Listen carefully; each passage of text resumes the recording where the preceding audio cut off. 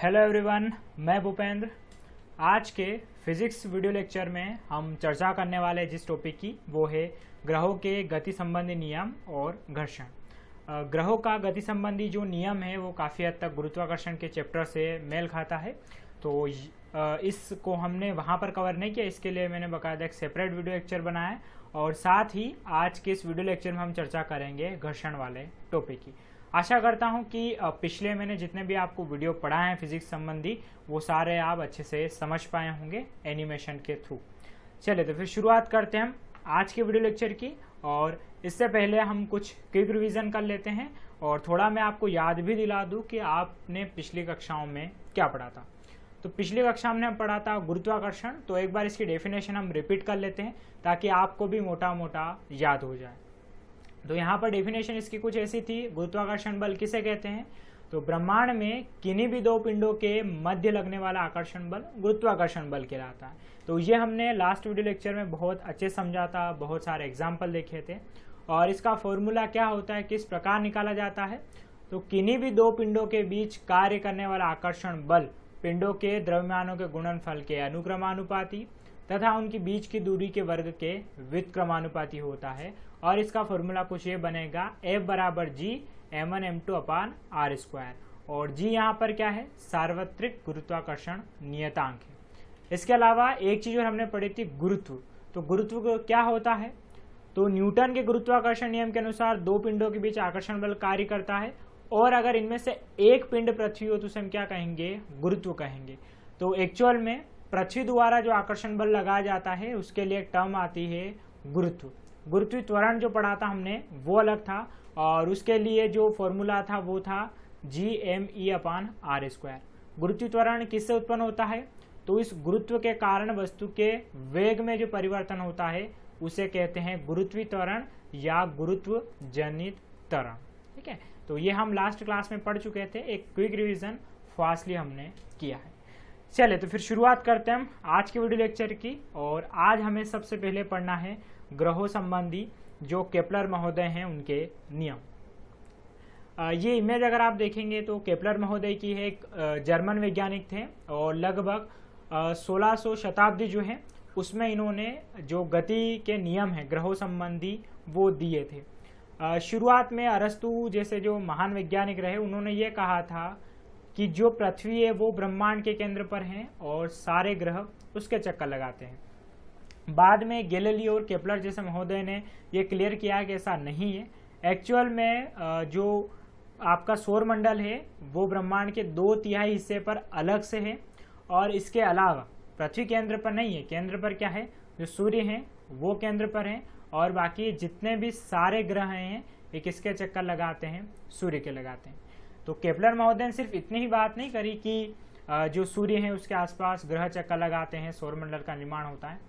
इन्होंने कुछ और बातें भी प्रूव करी और वही 3 नियम आज हम यहाँ पर अच्छे से देखने वाले हैं।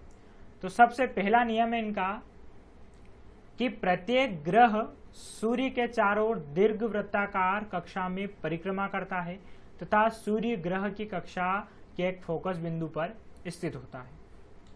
तो 2 पॉइंट इसमें क्या क्या है? पहला तो ये कि सूर्य के आसपास जो ग्रह चक्कर लगाते हैं गोलाकार नहीं दीर्घ वृत्ताकार लगाते हैं, और दूसरा जो सूर्य ग्रह की कक्षा में एक फोकस बिंदु के रूप में स्थित होता है। ठीक है, तो यहाँ पर आपके सामने मैं थोड़ा सा GIF क्लियर कर देता हूँ। इसमें आप देखिए कि ये पूरा आपको अच्छे से यहाँ पर दिखाई दे रहा होगा। ये सौर मंडल का एक डायग्राम है और इसमें अगर आप वीडियो में अच्छे से देखेंगे यहाँ पर तो ये सारा सिस्टम अगर आप सोलर सिस्टम का देखेंगे तो बीच में सूर्य है, जो सारे ग्रह हैं वो इसके आसपास यहाँ पर इसे क्या करते हैं? दीर्घ वृत्ताकार कक्षा में चक्कर लगाते हैं। तो बीच में जो सूर्य होता है वो क्या है? एक फोकस बिंदु के रूप में है। बाकी सारे जो ग्रह है वो क्या कर रहे हैं? इसके आसपास यहाँ पर अच्छे से चक्कर लगा रहे हैं। तो ये बात आपको याद रखना है। और सबसे मेन बात क्या है?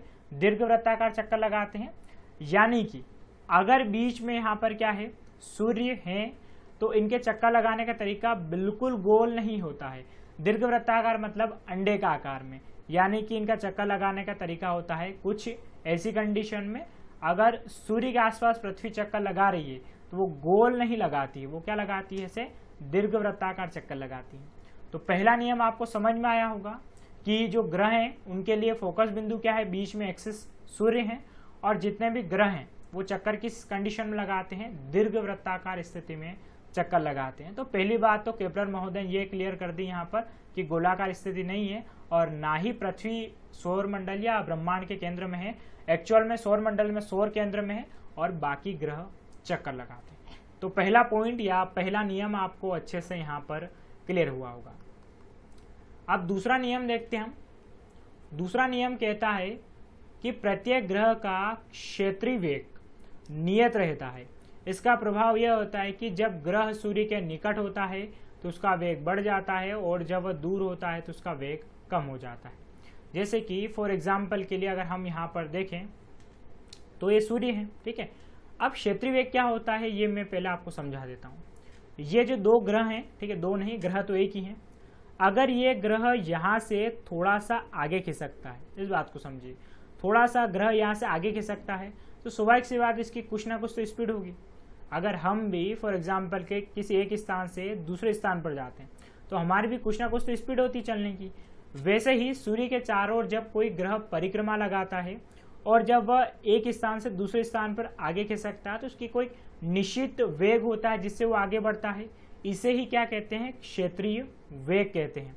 यानी कि यहाँ पर जो सूर्य के आसपास चारों लगाने की जो एक स्पीड होती है, एक वेग होता है, वो क्या कहलाता है, क्षेत्रीय वेग या एरियल वेलोसिटी कहलाता है। अब यहाँ पर क्या लिखा है कि सूर्य के निकट होगा तो वेग बढ़ जाएगा, जब दूर होगा तो वेग कम हो जाएगा। कहने को ये कि जो सूर्य के पास में होंगे उनके जो चलने की स्पीड है वो ज़्यादा होगी उन ग्रहों की, और जो ग्रह सूर्य से बहुत ज़्यादा दूर स्थित होंगे उनकी जो चलने की स्पीड है वो काफ़ी ज़्यादा स्लो होगी। फॉर एग्जाम्पल के लिए अगर इसमें ही देखेंगे आप तो यहाँ पर जैसे कि ये जो बड़े ग्रह हैं, इन ग्रह की जो चलने की स्पीड है वो काफ़ी स्लो होती हैं, और पास में जो स्थित ग्रह जैसे कि बुध हो गया, या इसके अलावा हम चर्चा करें जैसे कि शुक्र हो गया, मंगल हो गए, पृथ्वी हो गए, इनके चलने की स्पीड ज़्यादा होती है, इसीलिए ये सूर्य के चक्कर जल्दी लगा लेते हैं। बाकी जो ग्रह जितना दूर स्थित होगा उसका क्षेत्रीय वेग क्या होगा, उतना कम होगा, और क्षेत्रीय वेग उतना कम होगा तो उसको पूरा चक्कर लगाने में भी काफ़ी ज़्यादा समय लगेगा। तो यहाँ पर दूसरा नियम क्या कहता है, जो सूर्य के पास होंगे उनका वेग बढ़ जाता है और जो सूर्य से दूर होता है उसका वेग कम हो जाता है। तो मैं आशा करता हूँ दूसरा पॉइंट भी आपको अच्छे समझ में आया होगा। क्षेत्रीय वेग मतलब क्या, ये जो एक निश्चित क्षेत्र में चलने की दूरी, में पूरे चलने की बात नहीं कह रहा हूँ, फिर से ध्यान रखिएगा, ये जो एक स्पीड होती है, जैसे कि अगर आप इंदौर से भोपाल जाते हैं, हो सकता है आपकी स्पीड कितनी हो, 50 किलोमीटर प्रति घंटा रही हो, तो यही क्या हो गया एक तरीके से, ये भी यहाँ से यहाँ जब जाते हैं तो कुछ ना कुछ एक दूरी तय करते हैं एकांक समय में, वो क्या कहलाता है, इनका क्षेत्रीय वेग कहलाता है। तो दूसरा पॉइंट या दूसरा जो केपलर का ग्रह संबंधी नियम है वो आपको समझ में आया होगा। अब तीसरे नियम की तरफ हम चलें तो तीसरा नियम कहता है कि सूर्य के चारों ओर ग्रह एक चक्कर जितने समय में लगाता है उसे उसका परिक्रमण काल कहते हैं। परिक्रमण काल का वर्ग यानी कि टी स्क्वायर ग्रह की सूर्य से औसत दूरी यानी कि आर के घन यानी कि आर क्यूब के अनुक्रमानुपाती होता है, यानी कि टी स्क्वायर अनुक्रमानुपाती आर क्यूब। चलिए इसको समझ लेते हैं। फॉर एग्जाम्पल के लिए जैसे कि ये हम पृथ्वी मान लेते हैं यहाँ पर और बीच में सूर्य है। ये पृथ्वी यहाँ से लगाकर वापिस से घूम कर यहाँ पर आती है तो इसे हम क्या कहते हैं, परिक्रमण काल। ठीक है, ये बात याद रखिएगा, सूर्य का एक चक्कर पूरा लगाने में जितना समय लगता है उसे कहते हैं परिक्रमण काल, जो कितना होता है 365 दिन का होता है। ये सब ग्रहों का अपना अलग अलग होता है। तो यहाँ पर पहली बात तो आपको समझ में आ गई। दूसरा है कि यहाँ पर परिक्रमण काल का वर्ग यानी कि मान लेते 365 पूरे दिन में लगे तो 365 का जो स्क्वायर है वो अनुक्रमानुपाती किसके होगा, तो यहाँ पर जो दूरी होगी, जैसे कि आर यहाँ पर दूरी है और टी यहाँ पर क्या हो गया, परिक्रमण काल हो गया। तो सूर्य से जो पृथ्वी की दूरी वो 149.8 मिलियन किलोमीटर है, तो 149.8 मिलियन किलोमीटर का क्या कर देंगे हम, क्यूब कर देंगे। तो ये एक पूरा क्या बन जाएगा, फॉर्मूला बन जाएगा। हालांकि यहाँ पर ये मान जो है सबके लिए अलग अलग रखाएगा।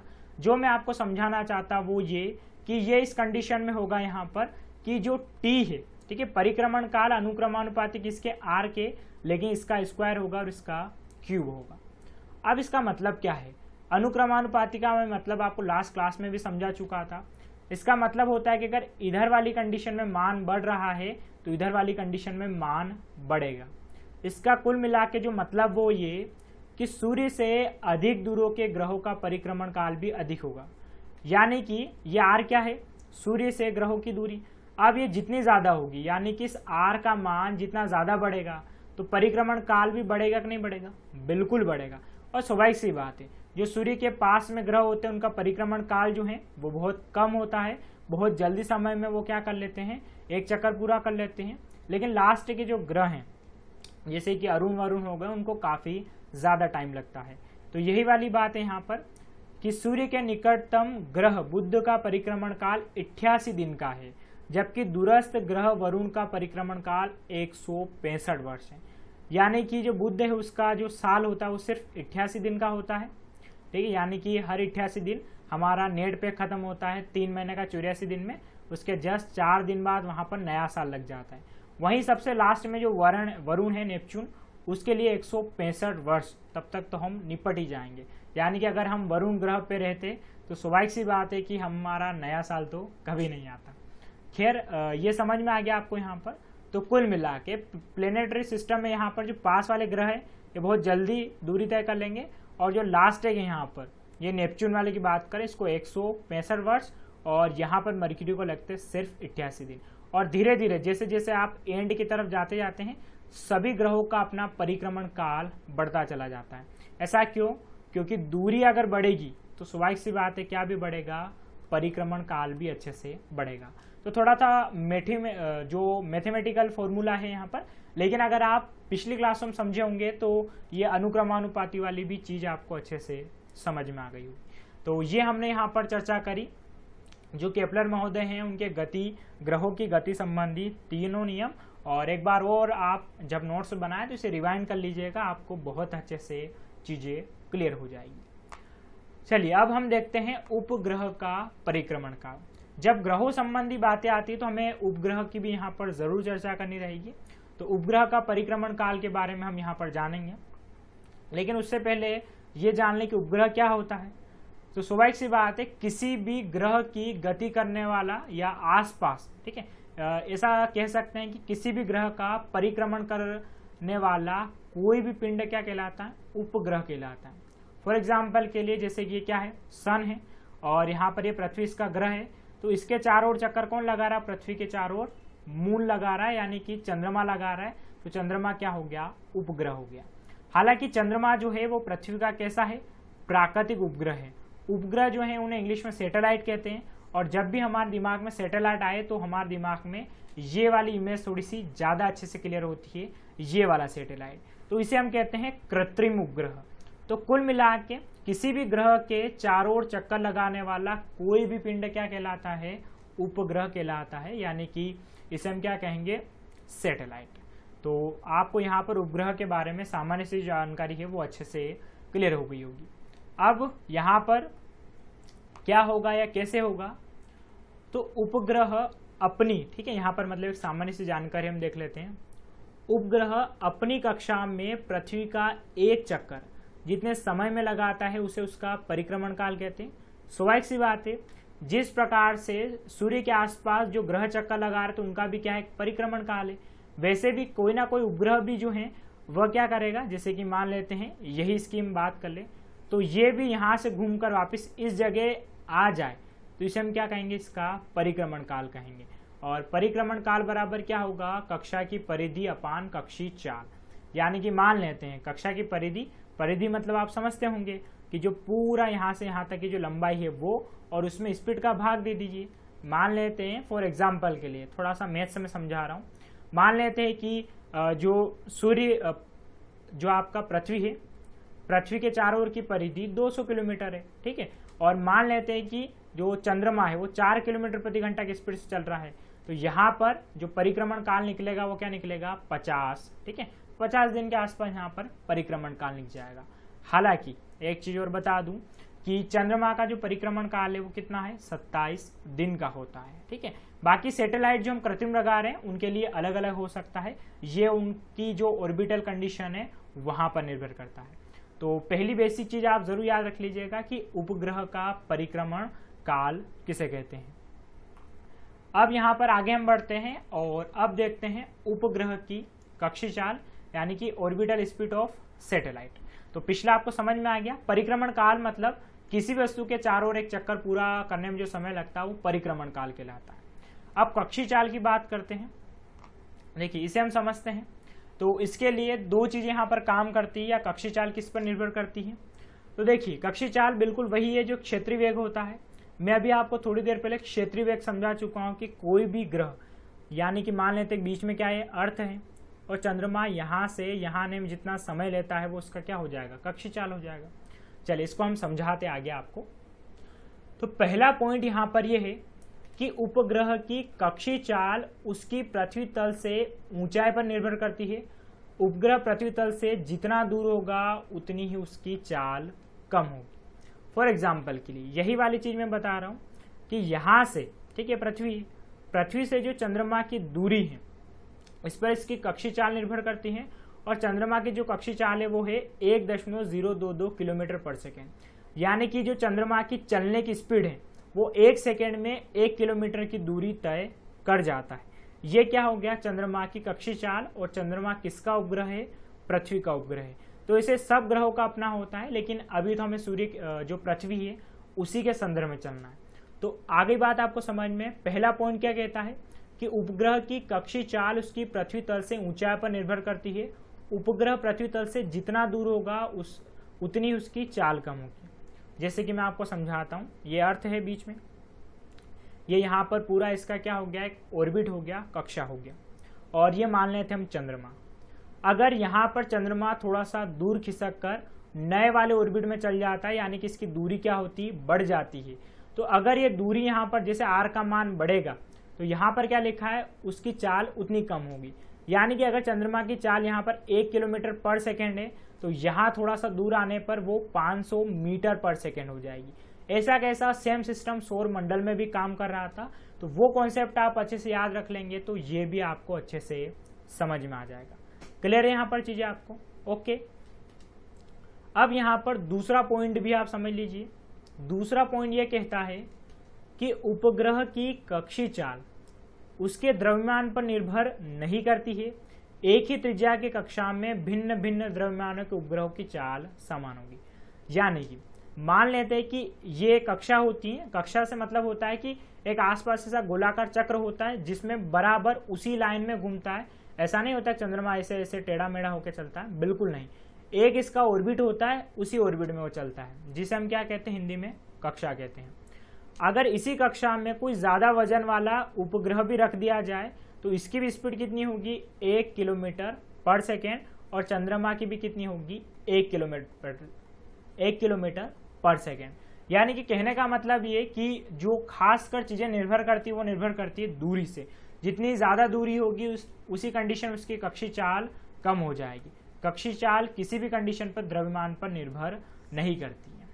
आगे आप सभी को बात समझ में, तो आशा करता हूं उपग्रह संबंधी ये जो रूल्स हैं या इनके निर्भरता है कक्षीय चाल की, ये दोनों भी आपको समझ में आ गए होंगे। ठीक है, तो बहुत महत्वपूर्ण एग्जाम पॉइंट ऑफ व्यू से, क्योंकि आगे जब हम साइंस एंड टेक पढ़ेंगे और जिसमें मैं आपको अंतरिक्ष विज्ञान पढ़ाऊंगा, तो उसकी बेसिक समझ के लिए आपको ये उपग्रह संबंधी इतना नॉलेज बहुत ज़्यादा होना ज़रूरी है।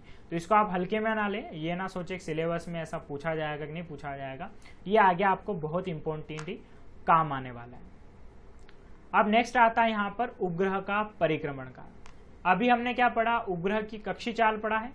ठीक है, हम ग्रह पढ़ चुके हैं, ग्रह का यहाँ पर हम क्षेत्रीय वेग और परिक्रमण काल पढ़ा। वैसे अब हम उपग्रह का कक्षीय चाल पढ़ चुके हैं या कक्षीय वेग पढ़ चुके हैं, अब पढ़ेंगे परिक्रमण काल। तो ये बिल्कुल सेम है। ठीक है, ये आपको समझने की जरूरत है। परिक्रमण काल और कक्षीय वेग में कोई ज्यादा फर्क नहीं है, वही पॉइंट रिपीट होने वाले हैं। ध्यान से पढ़िए कि उपग्रह का परिक्रमण काल भी केवल उसकी पृथ्वी तल से ऊंचाई पर निर्भर करता है, और उपग्रह जितना दूर होगा उसका परिक्रमण काल उतना अधिक होगा। स्वाभाविक सी बात जो मैंने आपको बताई है कि अगर पास में यहाँ पर ये जो उपग्रह है ये यहाँ से यहाँ का चक्कर लगाने में काफ़ी जल्दी समय ले लेगा, लेकिन वहीं पर अगर इसकी दूरी बढ़ी तो यहाँ से यहाँ तक इस उपग्रह को वापस आने में ज़्यादा समय लगेगा। आगे बात समझ में आपको, यानी कि उपग्रह ये पृथ्वी का चक्कर लगाएगा और मान लेते इसे कितने लग रहे हैं, 27 दिन लग रहे हैं। तो यहाँ पर सेम वजन का अगर उपग्रह थोड़ी सी ज़्यादा दूरी पर है तो इसको लगने वाले दिन बढ़ जाएंगे, हम मान लेते 50 दिन लग जाएंगे। ठीक है, तो ये बिल्कुल सेम कॉन्सेप्ट है, रटने की बिल्कुल ज़रूरत नहीं है। और दूसरा पॉइंट फिर से वही कि उपग्रह का परिक्रमण काल उसके द्रव्यमान पर निर्भर नहीं करता है। तो यही वाली बात कि अगर इस कक्षा में ये वाला भी उपग्रह है और ये वाला भी उपग्रह है तो दोनों को पूरा करने में बराबर 27 दिन ही लगेंगे, चाहे उसका वजन कितना ही क्यों ना हो। तो क्लियर है आपको? तो परिक्रमण काल में भी वही कॉन्सेप्ट काम करेंगे और कक्षीय वेग में भी वही कॉन्सेप्ट अच्छे से काम करने वाले हैं। तो इसका रीज़न भी है, जैसे कि पृथ्वी के जो ज़्यादा निकट सैटेलाइट होते हैं उनका परिक्रमण काल एवरेजन 1 घंटे 24 मिनट का होता है, और जो पृथ्वी तल से बहुत ज़्यादा दूर चले जाएंगे उनका जो परिक्रमण काल है वो भी धीरे धीरे बढ़ता चला जाएगा। आगे इसी वीडियो में मैं आपको जब भूस्थायी उपग्रह बताऊंगा, ठीक है, अभी नेक्स्ट, तो आपको क्लियर हो जाएगा कि भूस्थायी उपग्रह बहुत ज़्यादा दूर स्थित होते हैं, इसलिए उनको 24 घंटे लगते हैं एक परिक्रमण कार्य करने में। वहीं पर पृथ्वी के जो बहुत ज़्यादा निकट होते हैं उनको लगता है सिर्फ 1 घंटा 24 मिनट या 1.5 घंटा। तो आशा करता हूँ ये भी चीज़ें आपको अच्छे से क्लियर हुई होगी। अब हम आगे बढ़ते हैं और भूस्थायी उपग्रह में आपको बता देता हूँ, यहाँ पर ये जानना भी बहुत ज़रूरी है, जियो स्टेशनरी सैटेलाइट जिसे कहते हैं। ये अभी आप बेसिक जान लीजिए यहाँ पर, क्योंकि बहुत सारी चीज़ें अभी चल रही हैं। आगे जब हम साइंस एंड टेक में अंतरिक्ष विज्ञान पढ़ेंगे तो वहाँ पर बहुत इंपॉर्टेंट रहेगा। तो जो पृथ्वी होती है उसके आसपास जो उपग्रह होते हैं वो 2 टाइप से चक्कर लगाते हैं। यहाँ इमेज में आपको दिख रहा होगा कि एक तो ऐसे ऊपर से नीचे चल रहा है और दूसरा ऐसे राउंड मार रहा है। तो इसमें जो ऊपर से नीचे वाला चल रहा है ये कहलाता है ध्रुवीय उपग्रह, क्योंकि आपको पता है कि जो पृथ्वी है उसका नॉर्थ पोल साउथ पोल ऊपर नीचे, और बाकी ये जो आसपास यहाँ पर इस कंडीशन में घूम रहा है पश्चिम से पूर्व दिशा में, ये क्या कहलाता है आपका भूस्थायी उपग्रह। तो ये चीज़ आप जरूर याद रखिएगा कि 2 प्रकार के होते हैं, ध्रुवीय उपग्रह और भूस्थायी उपग्रह। तो ध्रुवीय उपग्रह की अभी हम चर्चा नहीं करने वाले हैं, अभी हम सिर्फ पढ़ेंगे भूस्थायी उपग्रह को। तो अब इसकी डेफिनेशन क्या होने वाली है इसको हम देख लेते हैं। तो ऐसा उपग्रह, ठीक है, ऐसा उपग्रह जो पृथ्वी अक्ष के लंबवत तल में पश्चिम से पूर्व की ओर पृथ्वी की परिक्रमा करता है, जिसका परिक्रमण काल पृथ्वी के परिक्रमण काल यानी कि 24 घंटे के बराबर होता है, भूस्थायी उपग्रह कहलाता है।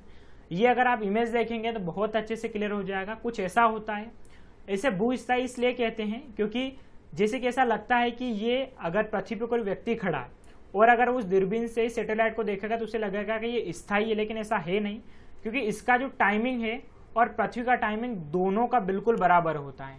जो बात मैं कह रहा हूँ फिर भी याद रखिएगा अच्छे से कि इसका जो परिक्रमण काल होता है वो कितना होता है, 24 घंटे का, और पृथ्वी की घूर्णन गति भी कितनी होती है, 24 घंटे की।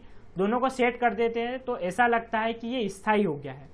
तो यहाँ पर मान लेते हैं कि इस जगह जाकर इसको छोड़ के स्थायी कर दिया तो हमेशा के लिए इसी जगह बराबर ही क्या होता रहेगा, ये चलता रहेगा। तो भूस्थायी उपग्रह हमेशा ऐसे चलते हैं। अब अगर इनकी लेंथ की बात की जाए तो ये उपग्रह पृथ्वी तल से 36,000 किलोमीटर की ऊंचाई पर रहकर पृथ्वी का परिक्रमण करते हैं।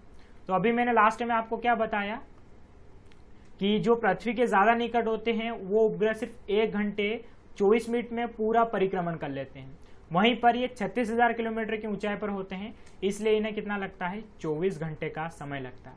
क्योंकि अभी थोड़ी देर पहले हमने पढ़ा है कि जिसकी दूरी जितनी ज्यादा होगी उसका परिक्रमण काल भी उतना अधिक होगा। और भूस्थायी उपग्रह अधिकांश तो जो होते हैं वो मौसम संबंधी उपग्रह होते हैं।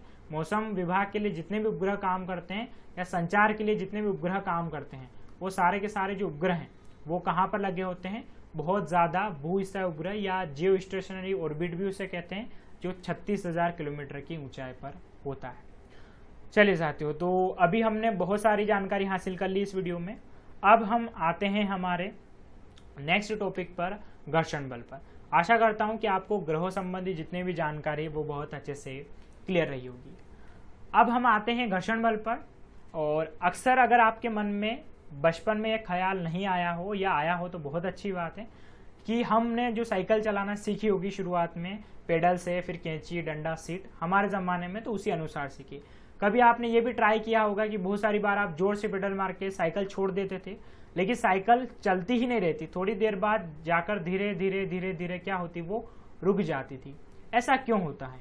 सबसे मेन बात है कि चाहे समतल हो चाहे ढलान हो, ढलान भी हो तो एक टाइम बाद किसी ना किसी कंडीशन में जाकर वो साइकिल रुक ही जाएगी। तो इसके पीछे का एक रीज़न होता है, वो होता है घर्षण। घर्षण के कारण ही जो साइकिल होती है वो धीरे धीरे क्या होती है, रुक जाती है। या चाहे हम कोई भी बॉल लुढ़काएं तो बॉल भी लुढ़कने के बाद कुछ समय बाद क्या होती है, वो रुक जाती। तो इन सब के पीछे जो एक मेन चीज़ है वो है घर्षण बल।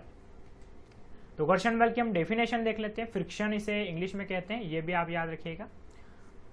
संपर्क में रखी दो वस्तुओं के मध्य एक प्रकार का बल कार्य करता है जो गति करने वाली वस्तुओं का विरोध करता है, और यह बल ही घर्षण बल है। यानी कि दो वस्तुओं में से जैसे एक वस्तु तो क्या होगी आपकी, ये साइकिल होगी, और दूसरी ये हो गई सतह। ये दो वस्तुएं हो गई, दोनों एक दूसरे की सतह को छू रही, तो इनकी सतह के दोनों के मध्य एक बल उत्पन्न होता है जो इसकी गति का क्या करेगा, विरोध करेगा, और वही क्या कहलाता है, घर्षण बल कहलाता है।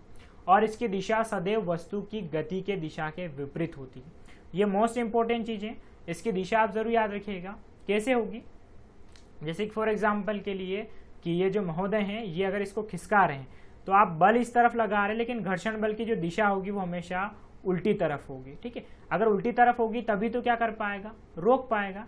तो ये चीज आप अच्छे से याद रखें कि जो वस्तु है वो इस तरफ जा रही है, तो घर्षण बल की जो दिशा होगी हमेशा वस्तु की दिशा के विपरीत होगी, तभी जाकर वो रोक पाएगी।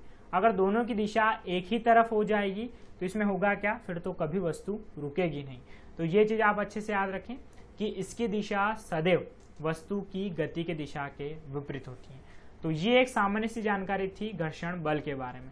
घर्षण बल में अगर आपको ट्राई करना हो तो दैनिक जीवन में बहुत सारे एग्जाम्पल है। आपके हाथ में मोबाइल है, इसको आप अभी थोड़ा सा जमीन पे थोड़ा सा फेंकिएगा, थोड़ी देर बाद जाकर ये रुक जाएगा। ठीक है, ध्यान से फेंकिएगा, आपको और भी वीडियो देखने इसमें। खैर, जोक सपाट, आगे हम चलते हैं यहाँ पर और घर्षण बल के बारे में थोड़ी और जानकारी लेते हैं। तो घर्षण बल जो होता है वो तीन प्रकार का होता है, स्थैतिक घर्षण बल, सर्पी घर्षण बल और लोटेनी घर्षण बल। तो अब इन तीनों प्रकार को हम अच्छे से जान लेंगे। सबसे पहला आता है स्थैतिक घर्षण बल, स्टैटिक फ्रिक्शन फोर्स इसे कहते हैं।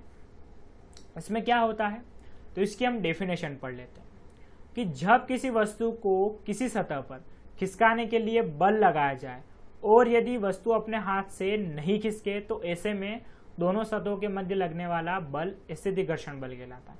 यानी कि अगर आप इस सोफे पे बहुत जोर लगा रहे हैं, उसके बावजूद भी ये सोफा नहीं खिसक रहा है, ऐसी स्थिति में क्या हो रहा है कि यहाँ पर इस सोफे की सतह और इसकी सतह, यानी कि इसकी और इसकी दोनों सतहों के मध्य स्थैतिक घर्षण बल इतना मजबूत है कि उसको खिसकने देना ही नहीं चाहता।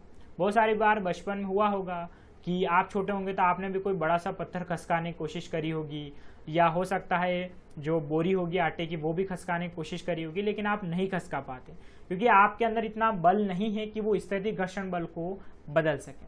तो स्थैतिक घर्षण बल मतलब क्या, कि जब किसी वस्तु को खिसकाने जाओ और बिल्कुल भी नहीं खिसके, ऐसी स्थिति में वहां पर स्थैतिक घर्षण बल होता है जो बहुत मजबूती से काम कर रहा है होगा। ये मत सोचिएगा घर्षण बल नहीं है, घर्षण बल सर्वाधिक है, इसी कंडीशन में आप नहीं खसका पा रहे हैं।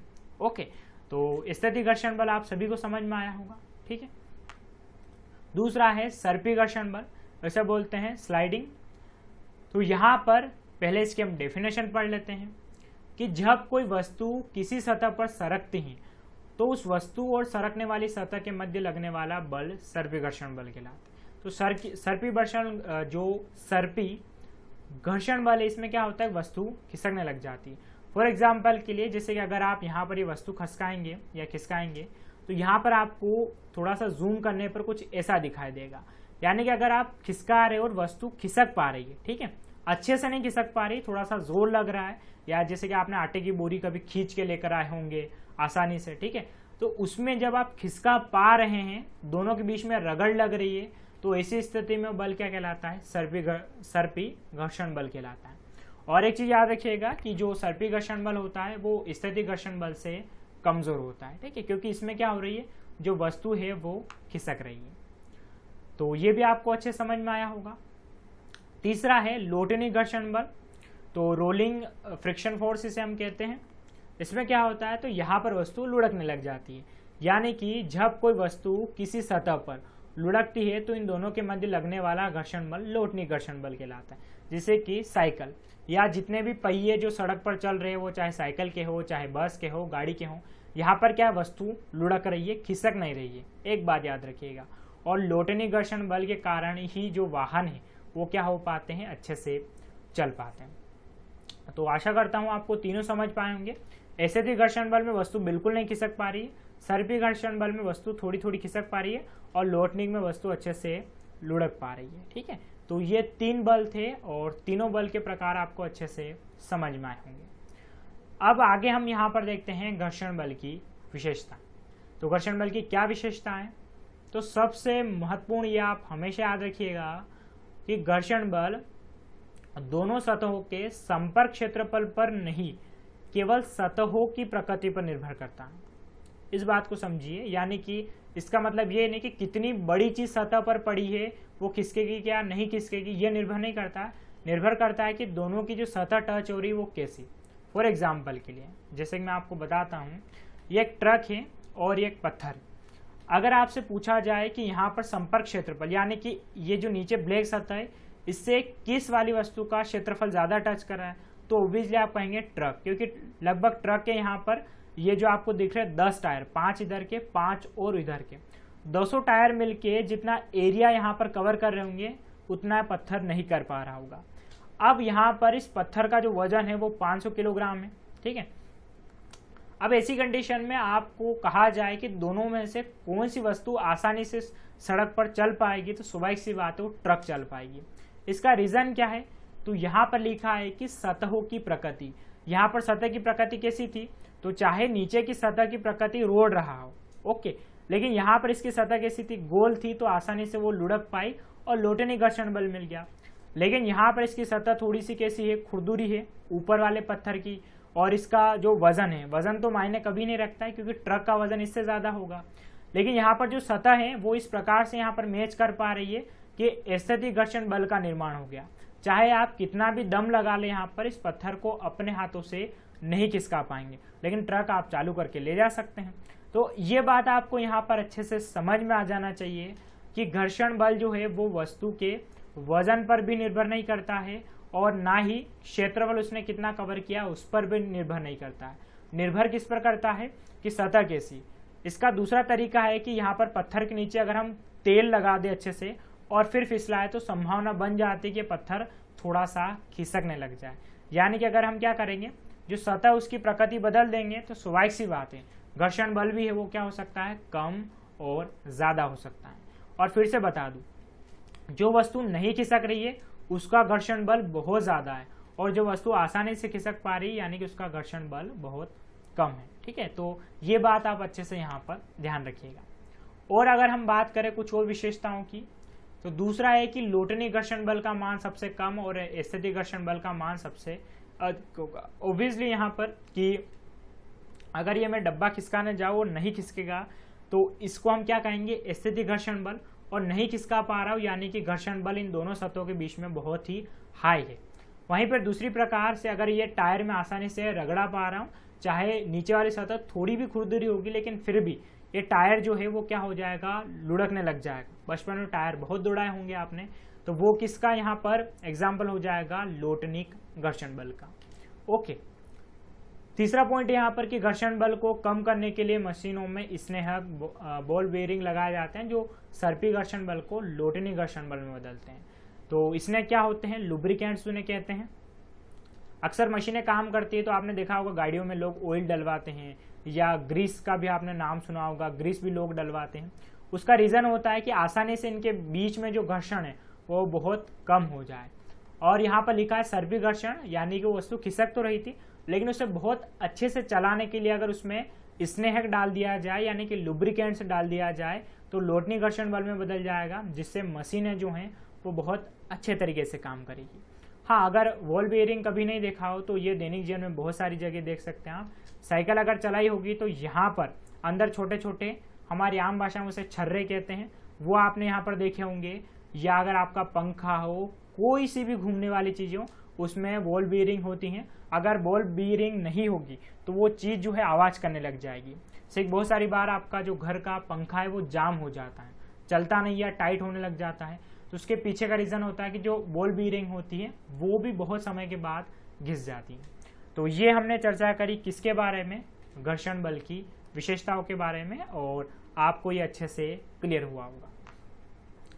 चौथा यहाँ पर वो ये पॉइंट, यहाँ पर थोड़ा सा इसको क्लियर कर लेते हैं। सिंपल सा पॉइंट है कि ठोस सतहों के मध्य में घर्षण बल सर्वाधिक, द्रव सतहों के मध्य उससे कम, और गैस सतहों के मध्य सबसे कम होगा। ऑब्वियसली बात है यहाँ पर कि जो दो ठोस सतहें होंगी उनके मध्य घर्षण बल सर्वाधिक होगा, द्रव सतहों में नहीं होगा। स्वाभाविक सी बात है, अगर पानी के ऊपर तेल डाल दिया जाए तो आसानी से वो हिल डुल सकता है तेल, ऐसी कोई दिक्कत नहीं, वहाँ घर्षण बल न्यूनतम।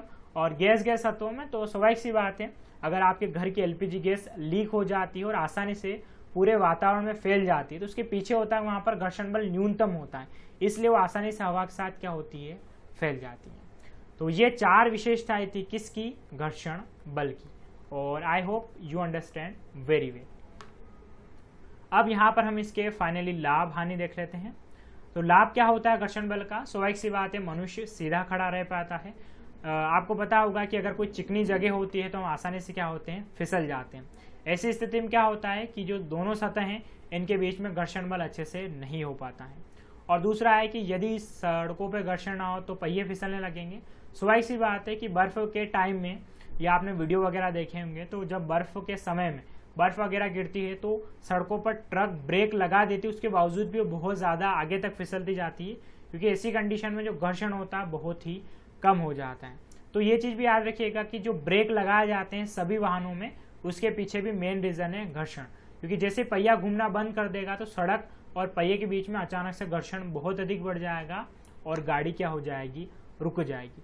तो संसार में जितनी भी चलने वाली वस्तुएं हैं उन सब के पीछे का रीज़न है घर्षण।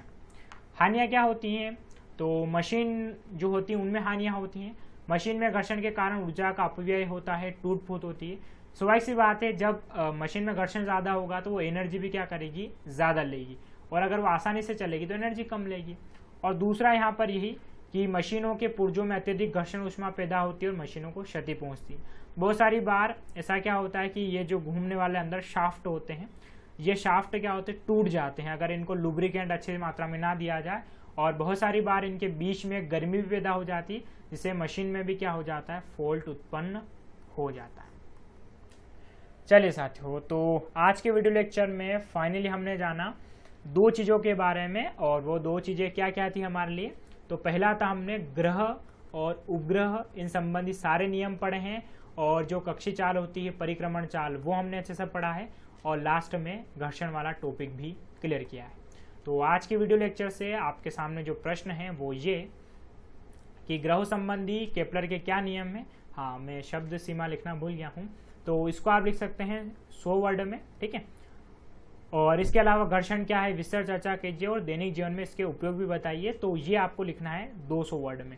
दैनिक जीवन में इसके उपयोग जो हैं तो आप अपने आसपास भी ज़रूर ढूंढिएगा कि इसके क्या क्या उपयोग है, वो भी आपको क्या करना है, बताना है। चलिए साथियों, तो आज का वीडियो हमारा यहीं समाप्त होता है। Other than quality means PS अड्डा, एंड आप हमें इस जगह फॉलो भी कर सकते हैं। आज का वीडियो यहीं समाप्त होता है। Thanks a lot.